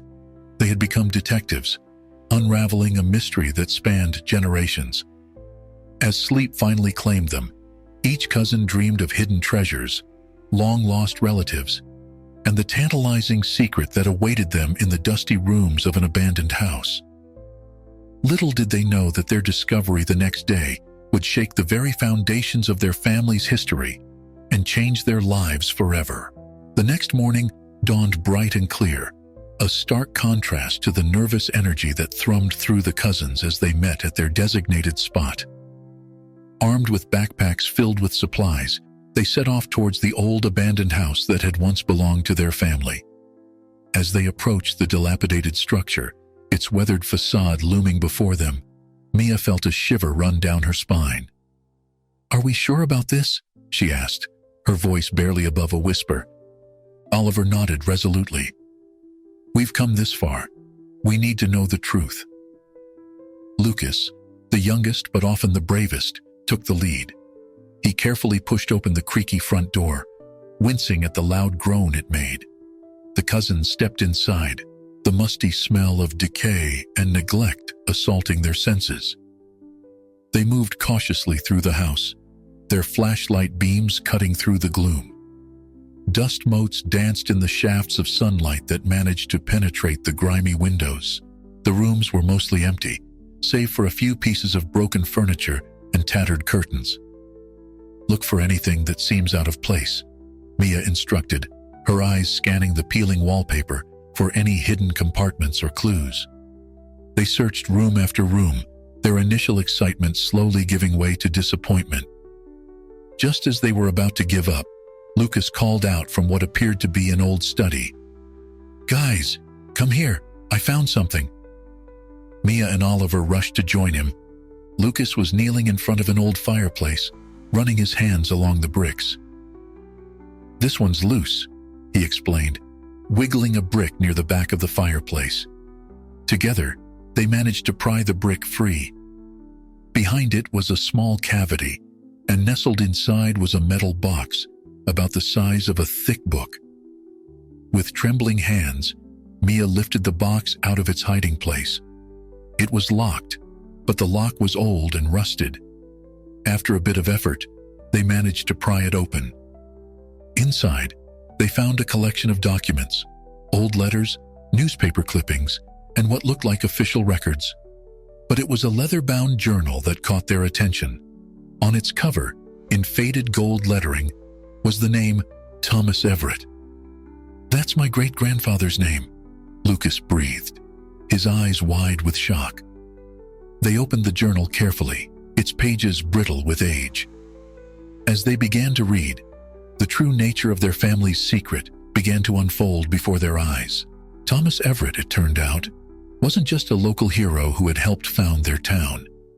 He had been instrumental in uncovering and stopping a major corruption scandal that had threatened to destroy the community in its early days. The journal detailed how Thomas had worked tirelessly, often at great personal risk, to gather evidence against corrupt officials who were embezzling funds meant for the town's development. It spoke of late-night meetings, clandestine investigations, and narrow escapes from those who wanted to keep their crimes hidden. But the most shocking revelation came near the end of the journal. Thomas revealed that he had been forced to assume a new identity to protect his family from retribution. The man they knew as Thomas Everett had originally been born under a different name in a different state. "This is incredible," Oliver murmured as they finished reading. "Our great-grandfather was like a real-life superhero, fighting corruption and protecting the town." Mia nodded, her mind reeling from the implications. "But why keep it a secret for so long? Why didn't our grandparents tell us?" Lucas flipped through the remaining documents in the box. "Look at this," he said, holding up a yellowed newspaper clipping. "It says some of the corrupt officials were never caught. Maybe the danger never really went away." The cousins sat in stunned silence, surrounded by the dust and shadows of the old house, trying to process the magnitude of their discovery. Their family's history, which they thought they had been uncovering all summer, suddenly seemed to have hidden depths they had never imagined. "What do we do now?" Lucas asked, looking from Mia to Oliver. Mia took a deep breath, her decision-making skills kicking in. "We need to talk to Grandma and Grandpa. They deserve to know what we've found, and we need to understand why they kept this secret for so long." Oliver and Lucas nodded in agreement. Carefully, they packed the documents back into the metal box and made their way out of the old house, each lost in their own thoughts. As they walked back home, the weight of their discovery settled over them. They had set out to write a simple family history book, but had instead uncovered a tale of heroism, sacrifice, and long-buried secrets. Their great-grandfather's story wasn't just a footnote in local history. It was a legacy of courage and integrity that had shaped their town and their family for generations. The cousins realized that their summer project had become something far more significant than they could have ever imagined. As they approached their grandparents' house, box of secrets in hand, they knew that the conversation they were about to have would change everything. The true story of their family was about to be revealed, and with it, a new chapter in their own lives was about to begin. The walk back to their grandparents' house felt both endless and all too short. Mia, Oliver, and Lucas moved in silence, each lost in their own thoughts about the magnitude of their discovery. The metal box, cradled carefully in Mia's arms, seemed to grow heavier with each step. As they approached the familiar porch, Lucas hesitated. "Are we really ready for this?" he asked, his voice barely above a whisper. Oliver placed a reassuring hand on his younger cousin's shoulder. "We have to be. Our family deserves to know the truth." Mia nodded in agreement, then took a deep breath and knocked on the door. A moment later, their grandmother Ellen answered, her warm smile faltering slightly as she took in their serious expressions. "Is everything all right, dears?" she asked, ushering them inside. "Grandma?" Mia began, her voice steady despite her nerves. "We need to talk to you and Grandpa. It's important." Ellen's eyes flickered to the metal box in Mia's arms, a flash of recognition and what might have been fear crossing her face. "I'll get your grandfather," she said quietly, disappearing into the house. Moments later, they were all seated in the living room. The cousins sat together on the couch, facing their grandparents in their usual armchairs. The atmosphere was tense, filled with unspoken questions and long-held secrets. Mia took the lead, carefully explaining their discovery of the hidden letter, their expedition to the old house, and finally, the contents of the metal box. As she spoke, she watched her grandparents' reactions closely. Their grandfather's face remained impassive, but their grandmother's eyes filled with tears. When Mia finished, there was a long moment of silence. Finally, their grandfather cleared his throat. "We always knew this day might come," he said, his voice rough with emotion. "We had hoped. Well, I suppose it doesn't matter what we hoped.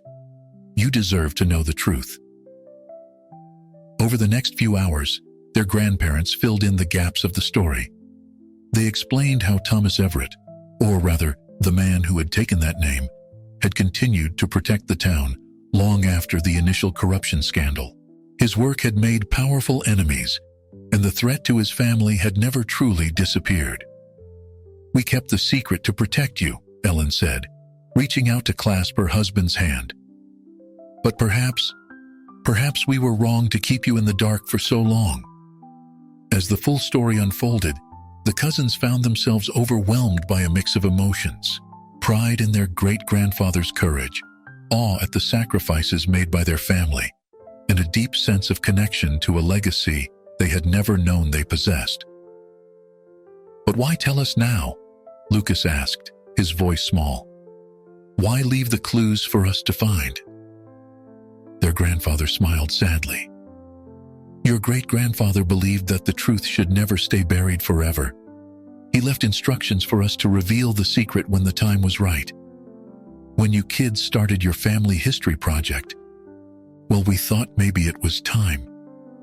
Oliver leaned forward, his eyes bright with curiosity. "So what happens now? Do we tell everyone?" The room fell silent as they all considered the implications. It was Mia who finally spoke up. "I think," she said slowly, "that this is bigger than just our family. Great-Grandpa Thomas fought to make this town a better place. Maybe it's our turn to continue that legacy." Her words seemed to break a dam. Suddenly, everyone was talking at once, discussing the possibilities, the risks, and the potential impact of revealing the truth. As the conversation flowed, the tension in the room gradually eased, replaced by a sense of shared purpose and understanding. As the evening wore on, they began to form a plan. They would carefully document the entire story, using the journal and other evidence they had found. They would consult with a lawyer to understand any legal implications, and then, when they were ready, they would share their great-grandfather's story with the town, honoring his legacy and perhaps inspiring a new generation to stand up against corruption and injustice. It was well past midnight when the cousins finally prepared to leave. As they stood at the door, their grandmother pulled them into a tight hug. "I'm so proud of you all," she said, her voice thick with emotion. "You've shown wisdom and courage beyond your years. Your great-grandfather would have been honored to see how you've carried on his legacy." As they walked home under the starry sky, the cousins felt a profound sense of change. Their summer project had evolved into something far greater than they could have ever imagined. They had uncovered not just their family's past, but a calling for their future. "You know," Oliver said thoughtfully, "I think this is just the beginning of our story." Mia and Lucas nodded in agreement. They knew that the path ahead would not be easy, but they were ready to face whatever challenges came their way. Together, they would honor their great-grandfather's legacy and write the next chapter in their family's remarkable history. As they parted ways for the night, each cousin felt a mix of excitement and trepidation about what the future held, but they also felt a deep sense of connection to each other, to their family's past, and to the community they now knew they were destined to serve. The summer that had started with old photos and dusty letters had become a journey of discovery, growth, and purpose. And as they drifted off to sleep that night, each cousin knew that their lives would never be the same again. The following days were a whirlwind of activity for Mia, Oliver, and Lucas. Their discovery had set in motion a series of events that would change not only their lives, but potentially the entire town. They spent countless hours in the basement, meticulously documenting every detail of their great-grandfather's story, cross-referencing the journal entries with historical records and the additional documents they had found. As they worked, the cousins found themselves growing even closer, their bond strengthened by the weight of the secret they now shared. They also noticed a change in their relationships with their parents and grandparents. The adults, relieved that the long-held secret was finally out in the open, became more open about other aspects of their family history. One evening, as the family gathered for dinner, an unexpected visitor arrived. The doorbell rang, and when Grandma Ellen opened the door, she let out a small gasp of surprise. "James?" she said, her voice trembling slightly. "What are you doing here?" A tall, distinguished-looking man with salt and pepper hair stood on the porch, a hesitant smile on his face. "Hello, Ellen," he said softly. "I hope I'm not intruding." The cousins exchanged confused glances as their grandmother ushered the stranger into the living room. It was their grandfather who finally broke the tension. "Kids," he said, his voice steady, but with an undercurrent of emotion. "This is your great-uncle James. He's your grandfather Thomas's son." A shocked silence fell over the room. Mia was the first to find her voice. "But we didn't know Grandpa Thomas had another son," she said, looking from her grandparents to the newcomer. James smiled sadly. "That's because I've been in hiding for most of my life," he explained. "When I was young, there was a threat against our family. Dad, your great-grandfather, decided it was safer if I disappeared. I've been living under an assumed name ever since." As James shared his story, the cousins listened in awe. He spoke of growing up knowing the truth about his father's heroism, but unable to claim his true identity. He told them about the coded messages he and his parents had exchanged over the years, always careful to maintain the illusion of separation. "But why come back now?" Lucas asked, his eyes wide with curiosity. James reached into his pocket and pulled out a folded piece of paper. "I received this a few days ago," he said, handing it to Ellen. "It's in Dad's handwriting." Ellen unfolded the paper with trembling hands and read it aloud. It was a letter, written years ago but only recently delivered, instructing James to return home when he received word that the family secret had been uncovered. "He knew," Ellen said, her voice filled with wonder. Somehow Thomas knew that someday the truth would come out, and he wanted the family to be whole again when it did. As the evening progressed, the living room buzzed with conversation. James shared stories about his life in hiding, filling in gaps in the family history that even the grandparents hadn't known. The cousins, in turn, told him about their summer project and the journey that had led them to uncover the long-buried secret. As midnight approached, Mia, Oliver, and Lucas found themselves sitting on the porch steps, trying to process everything that had happened. "It's like something out of a movie," Oliver said, shaking his head in disbelief. Mia nodded, her mind racing with the implications of James's return. "This changes everything," she said. "Not just our family history book, but everything." Lucas, who had been quiet for most of the evening, finally spoke up. "You know what I think?" he said, his voice filled with determination. "I think this is exactly what Great-Grandpa Thomas wanted. He left all those clues, arranged for James to come back. He was setting the stage for us." "Setting the stage for what?" Oliver asked. "For us to finish what he started," Lucas replied. "To make things right, to tell the whole story, to show everyone what real courage and integrity look like." Mia and Oliver exchanged glances, feeling the weight of Lucas's words. They realized that their summer project had become something far greater than they could have ever imagined. It wasn't just about uncovering the past. It was about shaping the future. As the first light of dawn began to streak the sky, the cousins made a pact. They would work with James and the rest of their family to bring the full story to light. They would honor their great-grandfather's legacy not just by telling his story, but by living up to the example he had set. The book they had set out to write would still be written, but it would be more than just a family history. It would be a call to action, a reminder that one person's courage could ripple through generations and change countless lives. As they headed back inside, exhausted but exhilarated, the cousins knew that their journey was far from over. In fact, it was just beginning. The summer that had started with dusty photographs and faded letters had become the prologue to the most important story they would ever tell. Their own. With renewed purpose and the strength of their newly expanded family behind them, Mia, Oliver, and Lucas stepped into a new chapter of their lives. They were no longer just children exploring their family's past.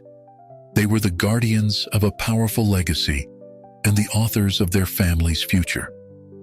As they fell into their beds that morning, each cousin felt a mix of excitement and responsibility. They had uncovered a family secret, reunited long-lost relatives, and discovered a calling that would shape their lives for years to come. The summer was drawing to a close, but their real adventure was just beginning.